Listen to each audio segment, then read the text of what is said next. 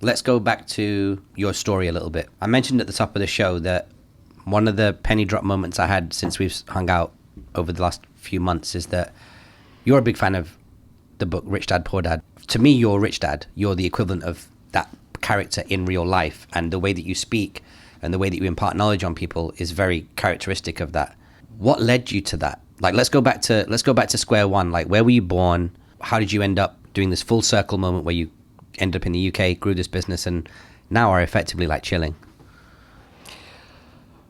Yeah, so I haven't had a easy life. I was obviously born in Kenya. Whereabouts in Kenya?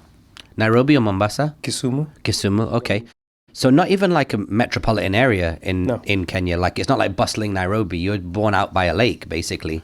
Lake Victoria? Lake Victoria. Yeah, I've been there. It's nice, super nice. Yeah. It's nice.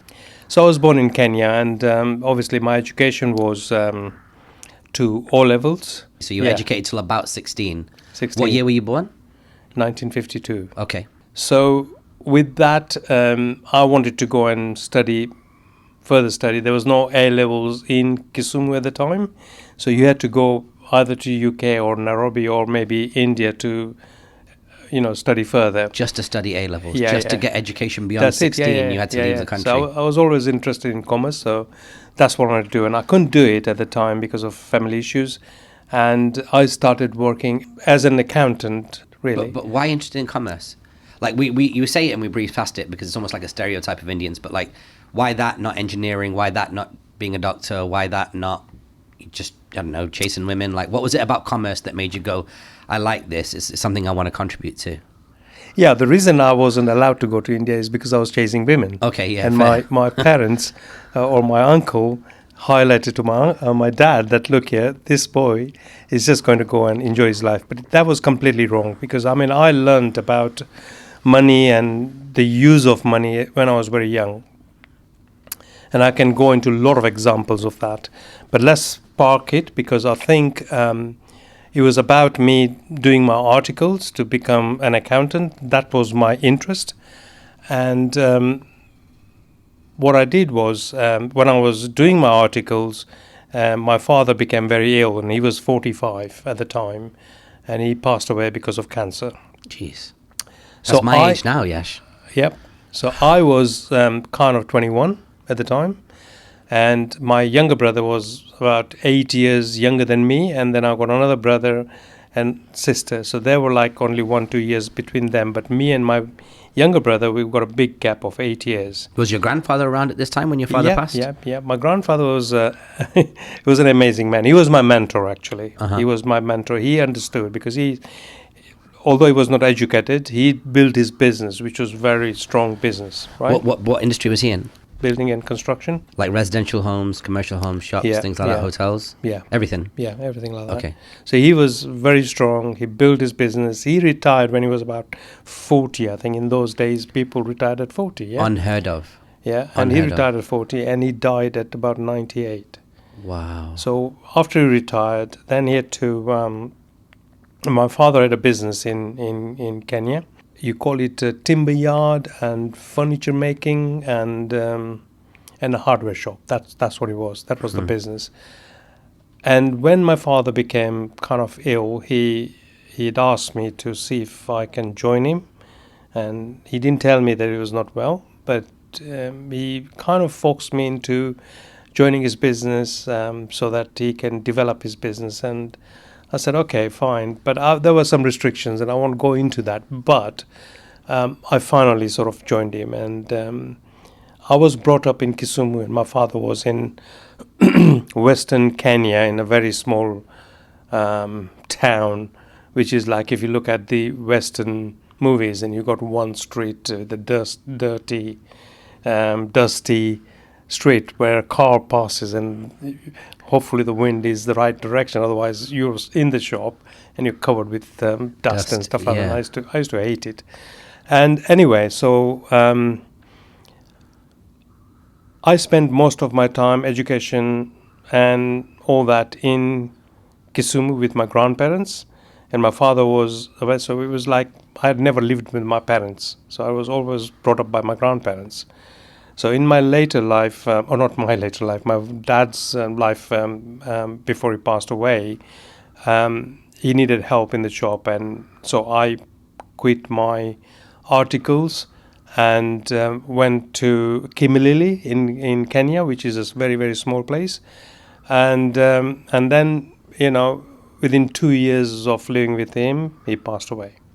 What was that like? Because you were 21 years old when it happened, so you're more than emotionally mature enough to know what the loss of a father means, but you've still got your whole life ahead of you. I loved my dad. He was an absolute gentleman.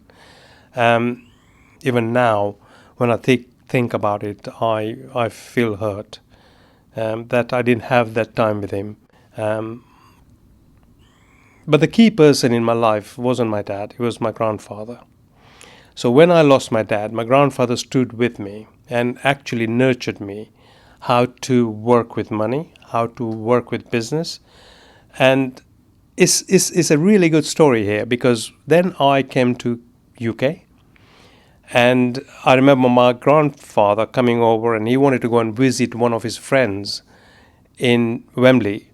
So I offered to take him, and at that time I had a job with VW Audi as a financial controller, and I had all the benefits you can think about. It's a lovely job, right? In those days, company car as well, I'm guessing. I was getting brand new company cars, and also my wife had a company car as well, and all expenses paid for. Now this is a wonderful job. I mean, what else do you want? And Did you get married before you moved here? Like, where did you meet your wife? I met her in UK. Okay. But I knew her back in Uganda. She was one of the persons who got kicked out. Okay, yeah, Benjamin, right? So after that, this is something that completely shocked me. It's about my grandfather. So I take him to Wembley.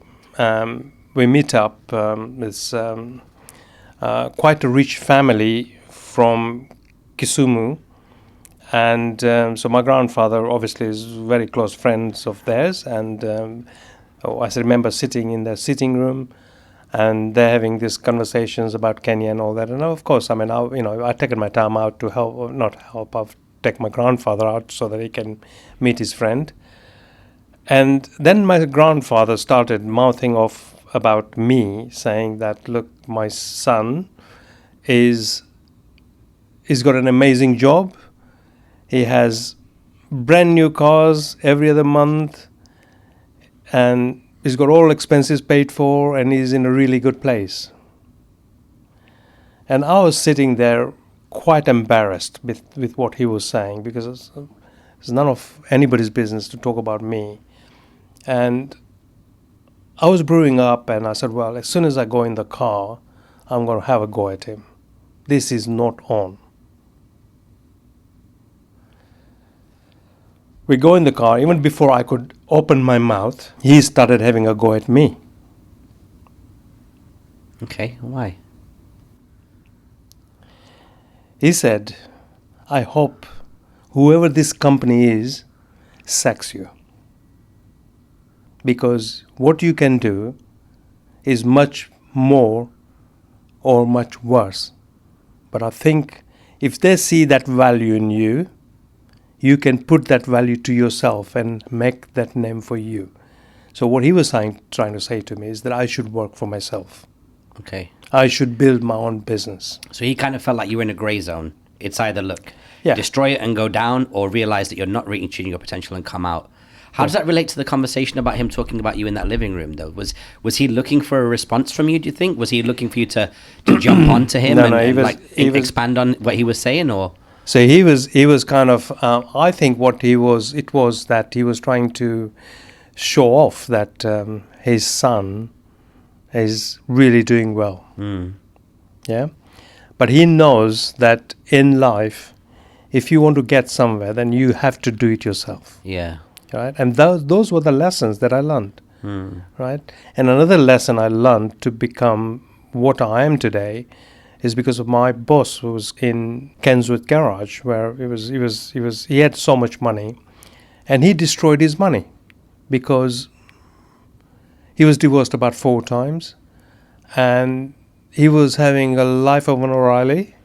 He was like, all these cars that he used to have and stuff like that. And he had a business in south of France, a yachting business and things like that. This and is late 70s, early 80s? Yeah, it was late 70s. That was the time to be a playboy, huh? Yeah. The way he destroyed his money was just untrue. Yeah. But he was a hard businessman. He was like, I was very soft in way of couldn't deal with a lot of things. And I had to deal with him as a hard person. And that actually made me a different person. So after, he actually ruined the business completely because he was wasting so much money. It's unreal. What was his business? He was the VW Audi, and I was the financial controller of that company. When you said your boss, you meant your boss there at VW Audi. Okay, got it. Yeah, Yep. Sure, yeah. So he put the business into a huge problem and made really wrong decisions in south of France.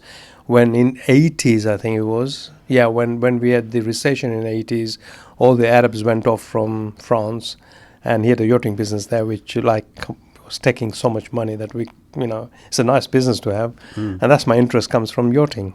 Yeah, but he was crazy. He was like, he was destroying money. He was buying cars that he would use for a couple of months and then sell it. So he bought a Ferrari, which was about £140,000, sold it for £80,000 after 3-4 months. You heard of the group The Who? Yeah. Yeah, so those are the people that he used to sort of be around with. And in the end, the business went bankrupt. So that was you got to see like a real financial dumpster fire happen real time. Plus you had the combination of the encouragement from your grandfather who could see more in you than maybe you could see in yourself. Sounds to me like the perfect storm to set a young Yash in his 20s onto a positive path. Yeah. Did it go from that role straight into entrepreneurship or financial services, or what were some of the pit stops along the way? The biggest change that happened to me was we were raising some funds for our business in south of France. And at that time, Chris had a lot of equity in his properties and stuff like that. He was left a lot of farmland by his parents. So he had all this equity. By the time he wanted some funds in south of France, and I went to the bank. We wanted X amount of money, and we want 10 years term to pay it off. So the bank agreed with no questions and said, this is your loan, and this is what your repayments will look like, and say repayments were X.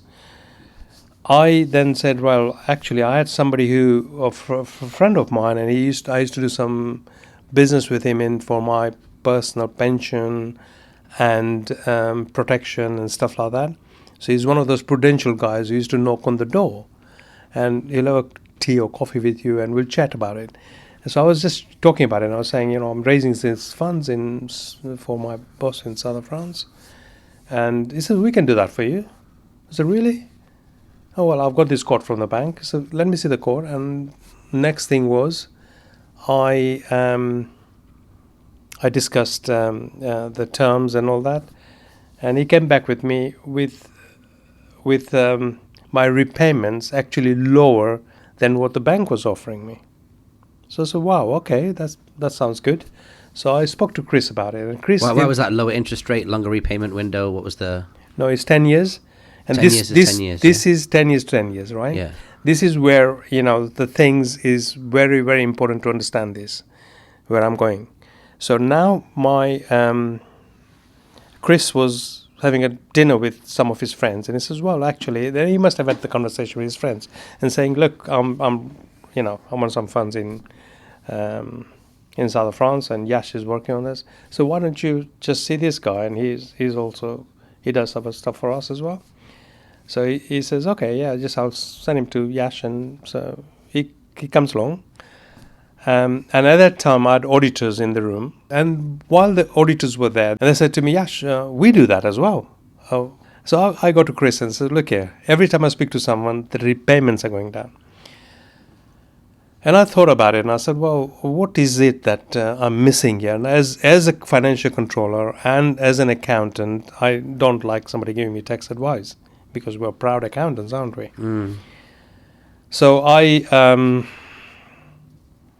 said to Martin, who came to see me, and I said, well, what is it? He says, well, we need to sit down and understand you and your business and what your objectives are. I said, yeah, that's fine. The objectives are just get this loan. I need it in south of France. What else do you want to know? He says, no. What's your business? And how much money do you make in the business? I said, that's nothing to do with what we're talking about here. He says, well, if you want me to give you advice, then I need to know more about your business, you, and where we can fit and how we can get you this money in a very cost tax efficient way. I said, I know about tax and I don't know what. Okay, let's sit down and talk about it. He said, right, let's do this way. Say, for example, if you're making £100,000 in your business profit, you'll pay 50% in tax, and you're left with £50,000 in your business, correct? Mm. I said, that's correct. So what if I say to you, we set up a pension for your MD, dump the profits in there, and then the pension lends 50%, so you got the working capital which you would almost remain with, so you're not lost that to the taxman, and you got the control of the whole pie. And I said, well, that's not possible. I said, well, if that was the case, why doesn't everybody do it? Mm. And that's when I realized what you don't know, you don't know. So, but I guess the high level for people that are not nerding out over the numbers is that fundamentally someone came, you had to go out for your boss and raise 100 grand. You went to person A. In going to person A, person B said I can do it. In going to person B, person C said you could do it. And you realized, hang on a second, there is more than one way to skin a cat. And if I learn about it, and you clearly impressed people in that world, they were like, you need to start being an accountant. You need to start effectively being a money manager / broker for these kind of capital investments that don't necessarily have to come from like private credit or private raised funds. They can just be done through smart restructuring of existing cash. Exactly. Okay, nice. Yeah. So that was a big aha moment for you then, in terms of like, hang on a second, there's a lot of money moving around. Yeah, but the thing is, the hardest thing is about your lifestyle. Give that up and do this business. Your lifestyle being the free car every 2 weeks and the fixed salary, and go all into the the Wild expenses West and paid eat what you kill. Yeah, so it's Right. this, and then I was forced the hand to when the company went into receivership. Then I had to make a decision whether I continue with accountancy or I do the financial planning. And here's the thing, Raj. A good accountant is a historian. A great accountant is a fortune teller. Okay, what do you mean by that? A good accountant will crunch your numbers and work out how much tax you got to pay. All the numbers that have already come in. Yes. Yeah. These are your facts. Yeah. The statement of your profit and loss account. Yeah. And you pay the tax. A fortune teller will have the forecast of what you're going to be making.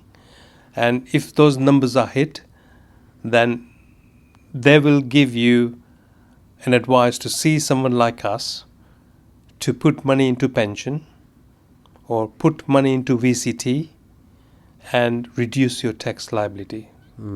So they're basically saying, this is the kind of money you're going to make between now and the end of the year.